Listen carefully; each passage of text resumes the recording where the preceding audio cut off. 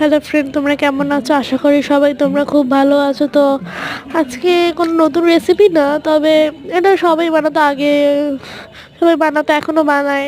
এটার নাম হলো নবান্ন।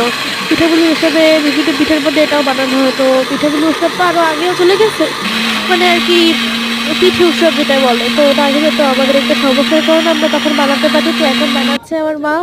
তো শীতকালে এক সময় বানালেই হয় আর কি বলতে গেলে। তো নবান্ন বানাতে প্রথমে অনেকক্ষণ ধরে আতপ চাল ভিজিয়ে রাখতে হবে। তারপরে আতপ চাল আর নারকেল করে একসাথে মিশিয়ে ব্লেন্ড করে নিতে হবে। ব্লেন্ড একদম যেন ফিনিশ হয়। আর তোমরা এটা তো জুসে তো একটু সেটা জল দেওয়া লাগে। তো তোমরা যেটা ভালো ব্লেন্ডার সেটা করলে একটু ঘন ঘন টেক্সচার আসবে, তো ঘনটাই ভালো হবে। ঘন ঘন খেতেই ভালো লাগে। তো এটা জুস আর তো একটু বেশি জল দেওয়া লাগছে। দেখো ভালো করে ব্লেন্ড করে নিচ্ছে।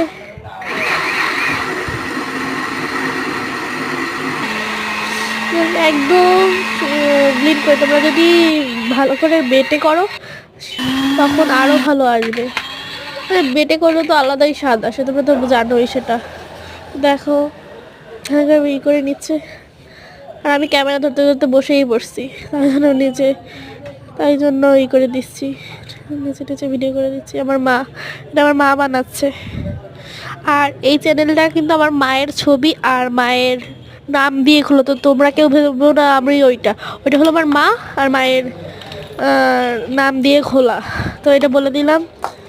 তো পিকনিকের একটা আমরা ভিডিও ছাড়বো, তখন তুমি আমাকে দেখতে পারবে। আর এটা হলো আমাদের ঘরে আমরা পুষি রুনু আর ঝুনু। আরেকটা ছিল, তো ওটা হারিয়ে গেছে। তো আমার বাবা আজকে মুড়ি নিয়ে আসছিল। তো এই নবান্নটা মুড়ি দিয়ে খেতে খুবই ভালো লাগে। আর তারপর একটু গুড় ভালো করে গুলিয়ে নিচ্ছে, তারপরে এই নবান্নর সাথে মিশিয়ে নিচ্ছে এই যে চাল আর এই নারকেলের গোলা যেটা। তো ওটার সাথে আমি মিশানোর কাজ করতেছি। তো দেখো কত সুন্দর একটা কালার আসছে, একটা চকলেট ফ্লেভার কালার আসছে। তো দেখো ভালো করে মিশিয়ে নেওয়ার পরে তোমরা চাইলে শুধু চিনি দিয়েও করতে পারো। তো আমার মা একটু গুড়ের জন্য, একটু গুড়ের গন্ধের জন্য গুড় দিল, আর একটু মিষ্টি দিয়ে দিল। দেখো একটু মিষ্টি। দেখো এখন সবার জন্য বাটিতে বাড়ছে।